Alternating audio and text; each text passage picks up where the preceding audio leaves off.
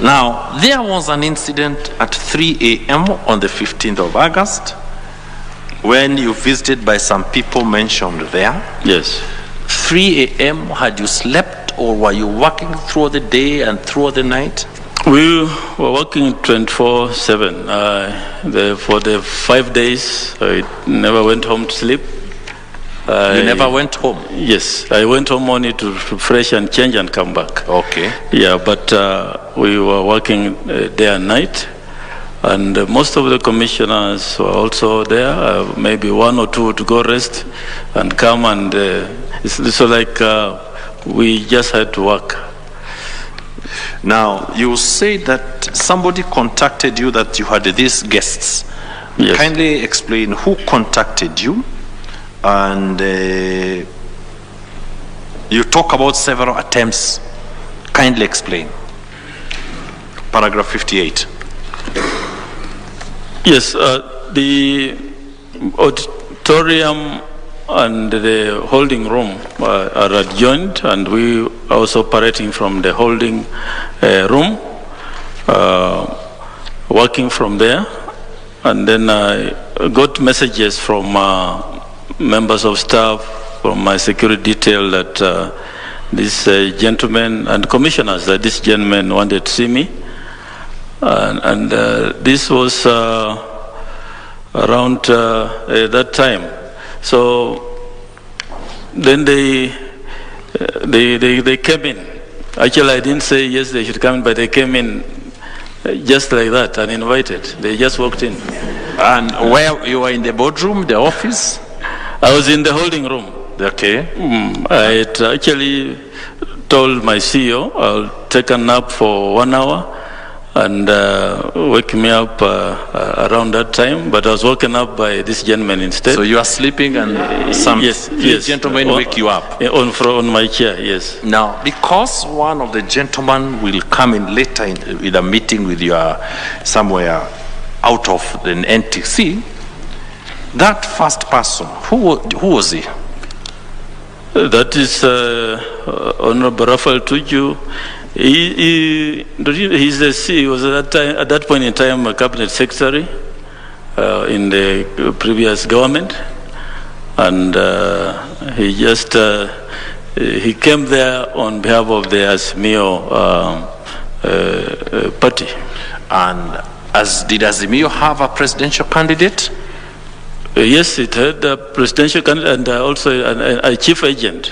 They had a chief agent. We had agreed that any issues which involves candidates should be raised by chief agents. All right. So yes. This is somebody from the Azimio camp. There was a senator also.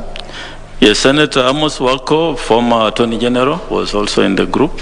All right. Among the 3 people. Okay. Let me not mention my colleague. Now, this people, excuse me. You can't choose whom to mention, whom not to mention. So okay, very well. So choose the third person.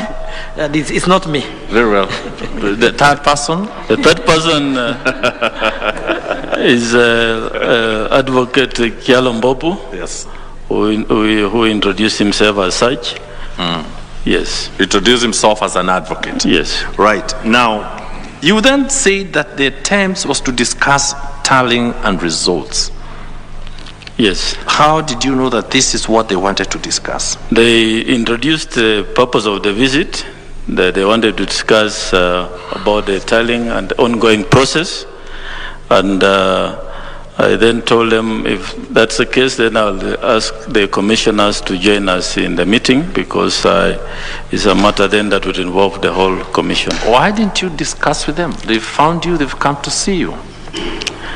The election operation is not the chairperson's operation alone. It's the commission then that would make any decision as to matters that led to the entire election.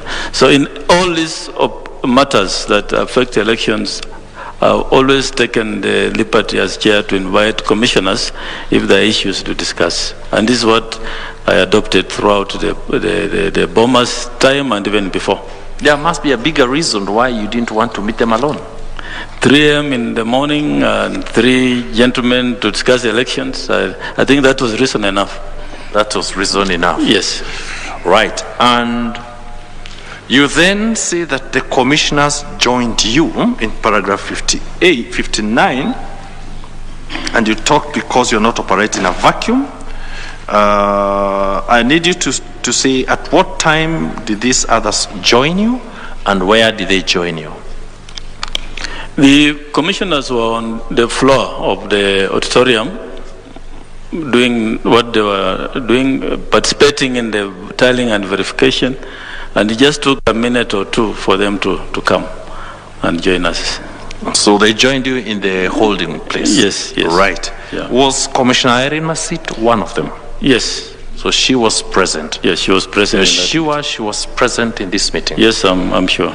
Now, you then go on to explain in paragraph 59 and 56, and of concern is where you talk about moderation in paragraph 60. Yes. I need you to explain what was this request and what did they mean by saying moderation? In 59, the first to speak was Senator Amos Wako, who said that as former Attorney General, remember elections were at some point managed in the Attorney General's office, and Attorney General's office was very, very powerful as regards the election. He said we should not operate in a vacuum. We should look at the bigger picture for the country, and as a former election supervisor, then when you reach this kind of situation, you can moderate results and achieve stability of the country. Then we had also Honorable Tuchu spoke. He said that it was necessary that we moderate these results in favor of Baba, and that any contrary declaration of results would plunge the country into chaos. Okay, so because these proceedings are recorded, when you say in favor of Baba, what do you mean? I understood Baba to mean the Azimio presidential candidate, because that's what they call him. Who was who? Raila Odinga. Raila Odinga. Yes. So the moderation was to be in favor of Raila Odinga. Yes. And you then flow to the issue of runoff in paragraph 60. Can you explain? You said that in the alternative, if it was not possible to moderate the results in that manner, then we should ensure that there's a runoff. How? He didn't say how. I also don't know how that would be done. Okay, what moderation? Did you know how it was to be done? I had no idea how it would, because the elections reflect the will of the people, and as I said, from 34A is announced at the polling station and transmitted to the portal. So any form of moderation would not be possible. So without sounding political, what you're saying is coming from bottom up, or from the polling station up to the National Tallying Center. Yes, I believe if this gentleman knew the transparent system we had put in place, perhaps they would not have made this visit, because at the end of the day, the results were already out there in the portal, so, and any attempt to change them would result into a lot of other problems. So you've just said, if these guys had known what we had set up, what do you mean? I'm saying they were talking as if the thing of the old days when we didn't have transmission of results into the portal, where elections then were not that transparent. But the systems we had put in place were such that these suggestions they were making would not be possible. Did the constitution of this great republic envisage or permit a situation where you could moderate results in a presidential elections? Absolutely. Or change to permit a runoff? Absolutely not. Not the 2010 constitution, and not even the previous constitution, if I remember. Right. Now, yes. As at 3 a.m. this time, had you gotten the final results after the verification of all? We had not got the final result, but most of the verification and tallying had been done, but we had not got the final result. So did you ask Wafula Chebukati, the chairman, know for a fact who was the winner as at this time?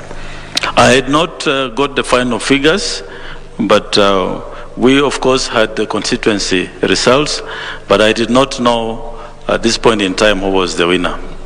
Right, then if we flow to paragraph 61, you say the advocate never made comments? Yes, he did not say anything. Did not say anything. Yes. Okay.